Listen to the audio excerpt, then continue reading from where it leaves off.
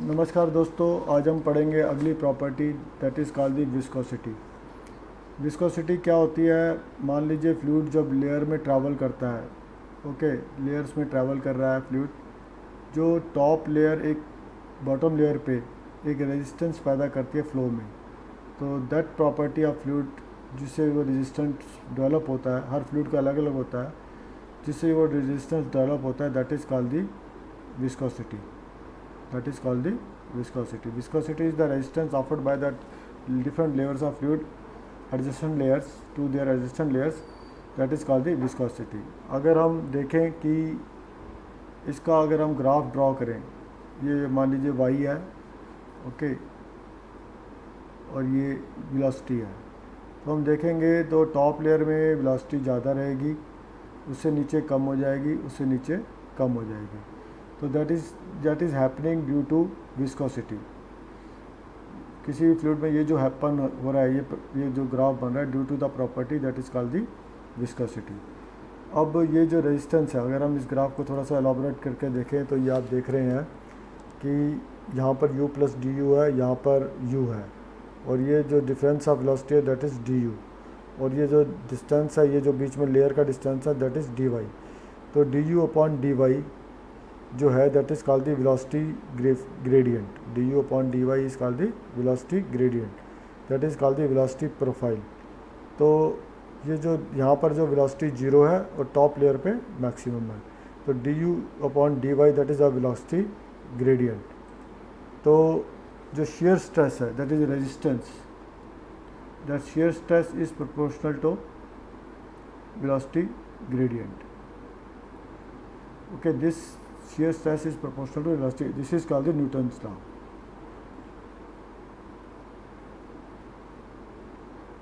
Then shear stress is equal to mu, that is called the viscosity coefficient of viscosity, du dy.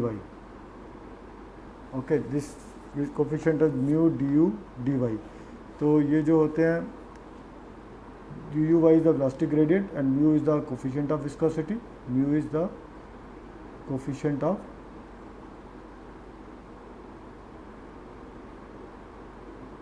Viscosity. तो mu जो है, mu के unit देखें जो बहुत इंपॉर्टेंट है, that is called the dynamic viscosity. That is called the dynamic, mu is called the dynamic viscosity.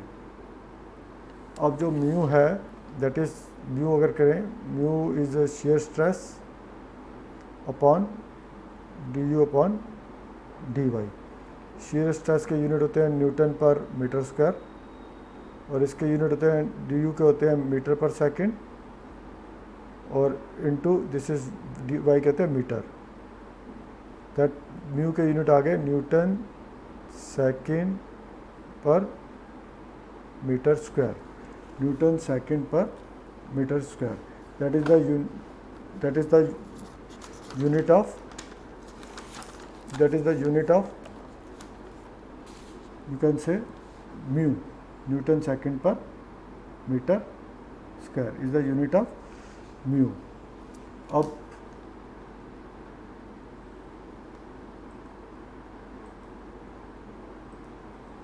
That is unit, mu के unit क्या हुए? म्यू के यूनिट हो गए Newton second per metre square. Okay, अब जो सी G S unit क्या होते हैं? सी जी एस यूनिट होते हैं इसके, C G S smaller unit होते हैं, that is dyne second per C M square, that is 1 dyne per second square is equal to 1 poise, that is equal to 1 poise. अगर इसको हम check करें तो हम देखें 1 न्यूटन इक्वल टू,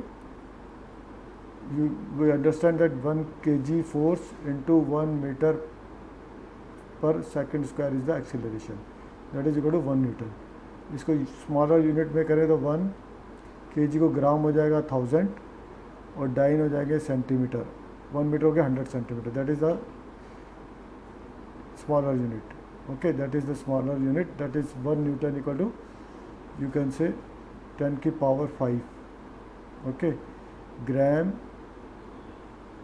सेंटीमीटर पर second square. It is equal call the dyne, that is equal to 10 की power 5 dyne. Okay, one that is equal to 1 newton. इसमें अगर हम डालें म्यू इक्वल टू 1 न्यूटन की जगह रखते हैं 10 की पावर 5 डाइन, 1 न्यूटन की जगह में 10 की पावर डाइन लिख दिया सेकेंड। मीटर स्क्वायर की जगह हमने 100 सेंटीमीटर होते हैं, 100 इंटू 100 सेंटीमीटर स्क्वायर। तो ये देखेंगे तो ये आ जाएगा 10 dyne second per cm square, यानी कि 1 newton second per metre square equal to 10 poise. Poise is a smaller unit of viscosity. तो जो ये विस्कोसिटी का स्मॉलर यूनिट है पॉइस। अब जो पॉइस है, ये जो एक दूसरी विस्कोसिटी होती है, that is called the another type of viscosity is kinematic viscosity.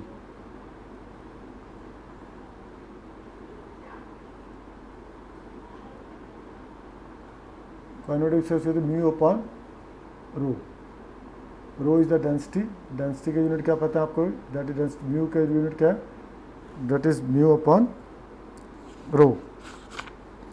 Mu upon rho. That is called the kinematic viscosity.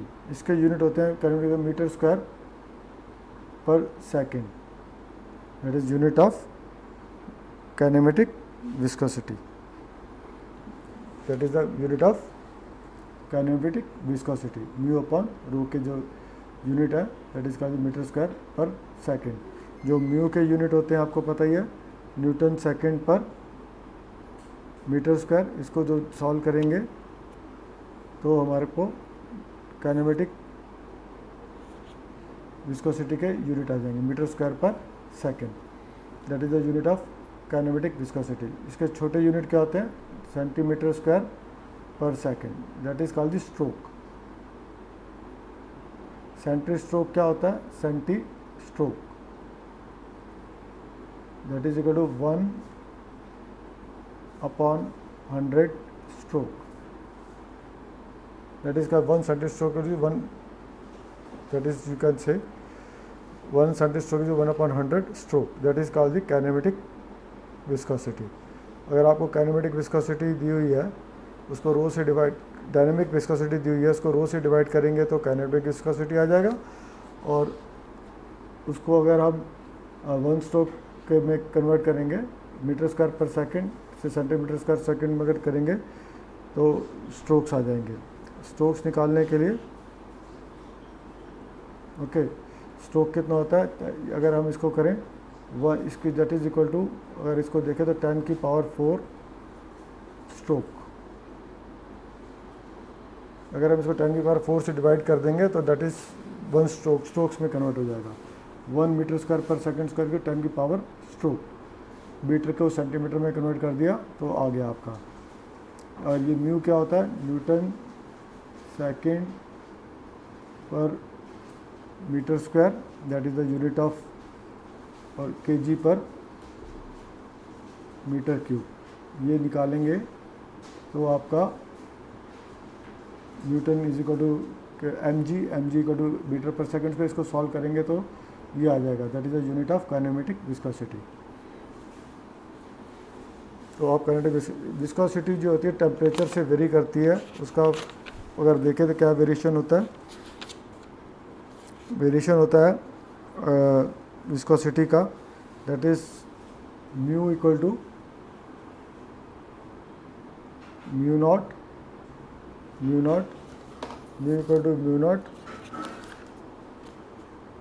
Into 1 divide by alpha 1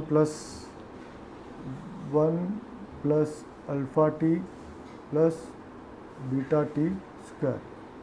Okay, mu naught is the viscosity of the fluid at 4 degree centigrade. That is, अगर water का case लें तो that is mu naught equal to 1.79, that should be in poise. अगर water लें तो water का जो mu naught होता है that is equal to 1.79 into 10 की power -3 twice, that is the water का जो डेंसिटी होती है। जो फ्लूइड न्यूटन्स लॉ को फॉलो करते हैं, that is called the Newtonian fluids. Newton law क्या है? Shear stress equal to mu D Y is the Newton's law, और जो इसको फॉलो करते हैं that is called the Newtonian fluid, और जो इसको फॉलो नहीं करते उसे कहते हैं नॉन न्यूटोनियन फ्लूइड। जब हम टाइप ऑफ फ्लूइड पढ़ेंगे तो इसके बारे में बताएंगे, नॉन न्यूटोनियन फ्लूइड। तो ये सब ओके, तो ये सब आप देख लीजिए। आज हमने जो पढ़ा वो आपको रिपीट कर देते हैं।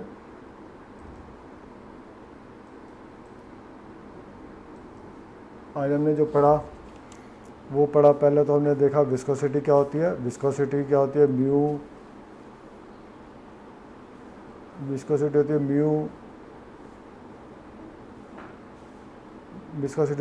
Into D U D Y, ये विस्कोसिटी होती है। न्यूटन्स लॉ भी है। शियर स्ट्रेस जो होती है वेलोसिटी ग्रेडियंट के प्रोपोर्शनल होती है, और वेलोसिटी जैसे टॉप से कम होती रहती है। Mu equal to shear stress, ये डायनेमिक विस्कोसिटी है। इसके यूनिट होते हैं न्यूटन सेकंड पर metre square, unit of viscosity. फिर हमने पढ़ा कि भाई ये इसको छोटे यूनिट पॉइस होते हैं। 1 न्यूटन पर सेकंड मीटर स्क्वायर 10 पॉइस के बराबर होता है। 1 पॉइस इक्वल टू 9 सेकंड पर cm स्क्वायर होता है। फिर हमने पढ़ा कि काइनेमेटिक विस्कोसिटी क्या होती है। काइनेमेटिक विस्कोसिटी होती है mu upon rho. Mu is the dynamic viscosity, rho is the density. 1 metre, इसको हमने देखा कि इसके यूनिट होते हैं काइनेमेटिक विस्कोसिटी के मीटर स्क्वायर अपॉन सेकंड। फिर 1 metre square is equal to 10 की पावर 4 स्ट्रोक होता है सेंटीमीटर स्क्वायर पर सेकंड। ये इसके स्मॉलर यूनिट होते हैं। 1 सेंटी स्ट्रोक होता है 1/100 स्ट्रोक। और जो इसको फॉलो करता है, इस फार्मूले को जो फ्लूइड फॉलो करता है that is called Newtonian fluid, otherwise it is called the non Newtonian fluid. Viscosity जो होती है टेम्परेचर के बढ़ता है तो विस्कोसिटी कम होती है। This is the formula of viscosity. T is the rise in temperature, mu naught is the viscosity in poise at 4 degree centigrade, that is the for water. तो म्यू नॉट के हिसाब से जितना फिर टेम्परेचर राइज हुआ इसमें foot करके alpha beta की वैल्यू पता होती है, तो we can find out mu. So thank you.